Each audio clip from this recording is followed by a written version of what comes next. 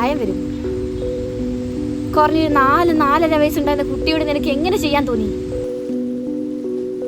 ആ കുട്ടി നിന്നെ വെറും ചേട്ടനായിട്ടല്ലേ കണ്ടിരുന്നത്. നിന്റെ വീട്ടിലെ ചേച്ചിയോടോ അനിയത്തിയോടോ നിനക്ക് ചെയ്യോ തോന്നുമായിരുന്നോ?